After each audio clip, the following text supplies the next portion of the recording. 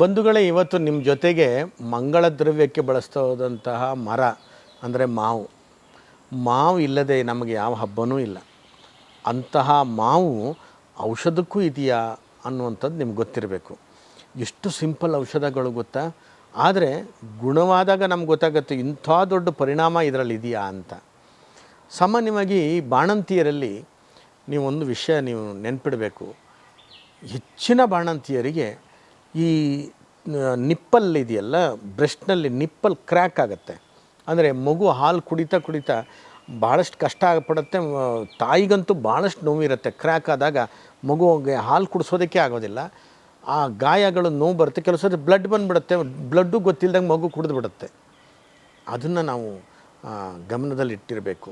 ಇಂತಹ ಒಂದು nipple crack ಆಗೋದಕ್ಕೆ ನೀವು ಯಾವ ಆಯಿಂಟ್ಮೆಂಟ್ ಹಚ್ಚೋದಕ್ಕೆ ಆಗೋಲ್ಲ. ಯಾಕಂತಂದ್ರೆ ಮಗು ಕುಡಿದು ಬಿಡುತ್ತಲ್ಲ, ಬಾಯಿಗೆ ಹೋಗುತ್ತದೆ ಆಯಿಂಟ್ಮೆಂಟು. ಏನು ಮಾಡೋದು? ಒಂದು ವೇಳೆ ಏನೇ ಹಚ್ಚಿದರೂ ಮಗುಗೆ ಬಾಯಿಗೆ ಹೋದರೂ ತೊಂದರೆ ಆಗಬಾರ್ದು.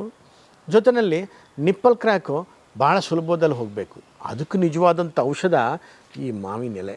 ಎಂಥ ಆಶ್ಚರ್ಯ ಆಗುತ್ತಲ್ಲ ನಿಮಗೆ. ಈ ಮಾವಿನ ಎಲೆ ಒಣಗಿರುತ್ತಲ್ಲ, ನೀವು ತೋರಣಕ್ಕೆ ಕಟ್ಟಿರ್ತೀರಿ ಮನೆಗೆ, ನೆರಳಲ್ಲಿ ಒಣಗುತ್ತಲ್ಲ, ಅದನ್ನು ಬಿಸಾಡಬೇಡಿ. ಅದನ್ನು ತೆಗೆದಿಟ್ಕೊಳ್ಳಿ.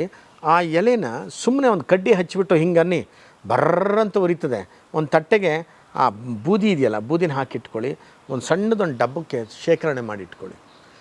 ನಿಮಗೆ ಯಾವ ಗಾಯಗಳಿಗೆ ಬೇಕಾದರೂ ಬಳಸಿ, ಭಾಳ ಚೆನ್ನಾಗಿ ಗುಣ ಆಗುತ್ತೆ.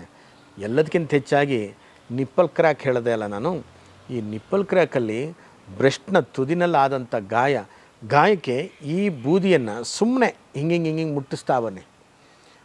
ಆ ತಾಯಿಗೆ ಒಂದು ಸ್ವರ್ಗ ಸಿಕ್ಕಿದಾಗ ಆಗುತ್ತೆ. ಯಾಕೆಂತಂದರೆ ನೋವು ಕಡಿಮೆ ಆಗುತ್ತೆ. ಒಂದು ವೇಳೆ ಒಂದು ಸ್ವಲ್ಪ ವಾಶ್ ಮಾಡಿ ಹಾಲು ಕುಡಿಸಿ, ಒಂದು ವೇಳೆ ಸ್ವಲ್ಪ ಉಳೀತು ಬೂದಿ ಆ ಮಗುನ ಬಾಯಿಗೆ ಹೋಯ್ತು ಅಂದರೆ ಅದು ಏನೂ ತೊಂದರೆ ಇಲ್ಲ. ಆ್ಯಸಿಡಿಟಿಯನ್ನು ಸಹ ಮಗುವಿಗೆ ಕಡಿಮೆ ಆಗೋಂಗೆ ಅದು ನೋಡ್ಕೊಳ್ಳುತ್ತೆ. ಮಗು ಹೊಟ್ಟೆ ನೋವಿಂದ ಕಿರ್ಚಾಡೋದು ಕೂಗಾಡೋದು ಆಗ್ತಿರುತ್ತಲ್ಲ, ಅಂಥ ಸಂದರ್ಭದಲ್ಲಿ ಈ ಮಾವಿನ ಎಲೆಯ ಬೂದಿ ಕೂಡ ಆ ಆ್ಯಸಿಡಿಟಿಯನ್ನು ಕೂಡ ಕಡಿಮೆ ಮಾಡುತ್ತೆ. ತಾಯಿಗೆ ನಿಪ್ಪಲ್ ಕ್ರ್ಯಾಕ್ ಕೂಡ ಕಡಿಮೆ ಆಗುತ್ತೆ. ಎಂಥ ಸರಳ ಔಷಧ, ದಿವ್ಯ ಔಷಧಿ ನೋಡಿ.